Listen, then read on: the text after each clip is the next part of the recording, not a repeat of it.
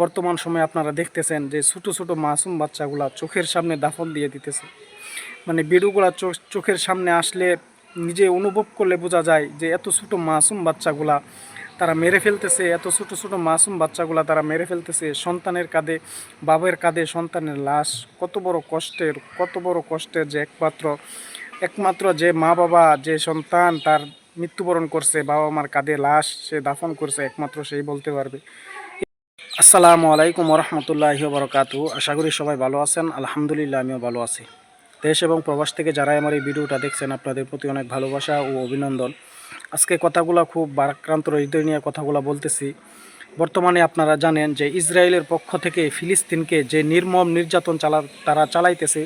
অবশ্যই আপনারা ভিডিওগুলো আপনাদের চোখের সামনে আসতেছে, কিন্তু আপনারা আপনাদের জায়গা থেকে কেউ কোনো কিছু করার মতো তা আপনাদের সাধ্য নেই। যারা দেখতেছেন ভিডিওগুলো, আর যত বড় বড় মুসলিম রাষ্ট্র আছে, আমি আপনাদেরকে বলবো, আপনারা এত বড় বড় শক্তিশালী দেশ হয়েও আপনারা কেন এত নির্মম নির্যাতন একটা মুসলিম জাতির উপর বারবার তারা করতেছে, বিগত সময়ও তারা করতেছে, কেন আপনারা আগায় আসেন না? যে এত ছোটো মাসুম বাচ্চাগুলা আপনার চোখের সামনে মৃত্যুবরণ করতেছে। আজকে যদি আমার নিজের বাচ্চাটা আমার চোখের সামনে মৃত্যুবরণ করে, আমার চোখের সামনে সে একটা অ্যাক্সিডেন্ট হয়, তাহলে নিজের কাছে কেমন লাগে? আর একটা বাচ্চা, নিজের মা কিংবা সন্তান, যে সন্তানের লাশ বাবা মার কাঁধে বহন করা কত কষ্ট, একমাত্র যে নাকি সন্তান যে মৃত্যুবরণ করছে, বাবা মার কাঁধে লাশ উঠছে, একমাত্র সেই বলতে পারবে। এই জন্য খুব ভারাক্রান্ত হৃদয় নিয়ে কথাগুলো বলতেছি।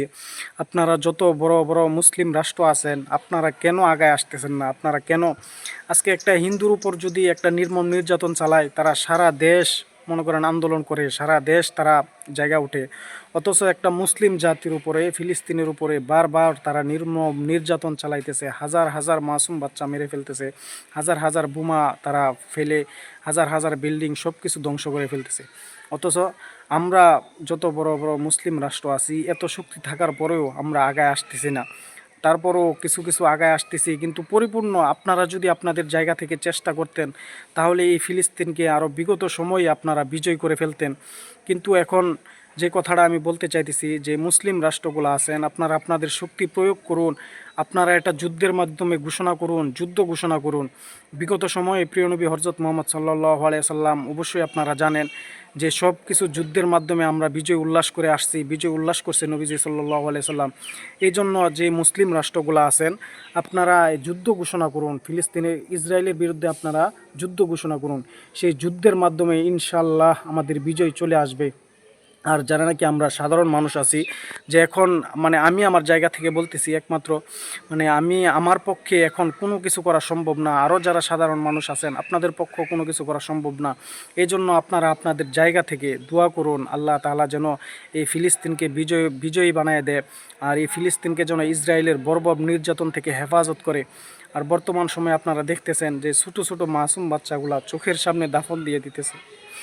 ভিডিওগুলো চোখের সামনে আসলে নিজে অনুভব করলে বোঝা যায় যে এত ছোটো মাসুম বাচ্চাগুলা তারা মেরে ফেলতেছে, এত ছোটো ছোটো মাসুম বাচ্চাগুলা তারা মেরে ফেলতেছে। সন্তানের কাঁধে, বাবার কাঁধে সন্তানের লাশ, কত বড় কষ্টের যে একমাত্র যে মা বাবা, যে সন্তান তার মৃত্যুবরণ করছে, বাবা মার কাঁধে লাশ সে দাফন করছে, একমাত্র সেই বলতে পারবে।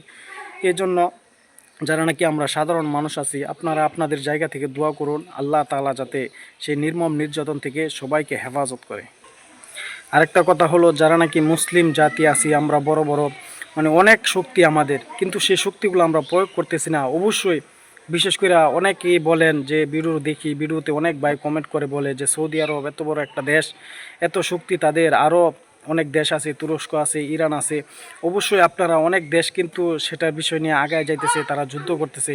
কিন্তু আমার কথা হলো, সব দেশ যদি আমরা একজোট হইতে পারি, ইনশাআল্লাহ এই ফিলিস্তিন অবশ্যই বিজয় হবে, 100% বিজয় হবে ইনশাআল্লাহ। এই জন্য আপনারা যত বড় রাষ্ট্র আছেন, আপনারা সবাই এই ইসরায়েলের বিরুদ্ধে যুদ্ধ ঘোষণা করুন। সেই যুদ্ধের মাধ্যমে ইনশাআল্লাহ আমাদের বিজয় চলে আসবে। তো ভাই, যে ছোটো মাসুম বাচ্চাগুলা মারা যাইতেছে, আসলে আমার এই ভিডিওগুলো দেখলে চোখ দিয়ে পানি চলে আসে, যে এত হাজার হাজার মাসুম বাচ্চাগুলা যে মারা যাইতেছে। বিশেষ করে যে ছোটো মাসুম বাচ্চাগুলা 1 বছর 6 মাস, এমন মাসুম বাচ্চা যে অ্যাক্সিডেন্ট, যে তারা বোমা রকেট হামলা করতেছে বিল্ডিংয়ের ভিতরে, এমনভাবে হতেছে, এমনও মাসুম বাচ্চা 2 ভাগ 3 ভাগ হয়ে যাইতেছে। আসলে এই ভিডিওগুলো চোখের সামনে আসলে নিজেকে কন্ট্রোল করে রাখা যায় না। এই জন্য যারা নাকি আমরা সাধারণ মানুষ আছি, আপনারা আপনাদের জায়গা থেকে দোয়া করুন আল্লাহ তাআলা যাতে ফিলিস্তিনকে হেফাজত করে। আর যারা নাকি আমরা বড় বড় রাষ্ট্র আছি, আপনারা আপনাদের জায়গা থেকে এগিয়ে আসুন। ইনশাআল্লাহ এই ফিলিস্তিন অবশ্যই ইনশাআল্লাহ বিজয় চলে আসবে।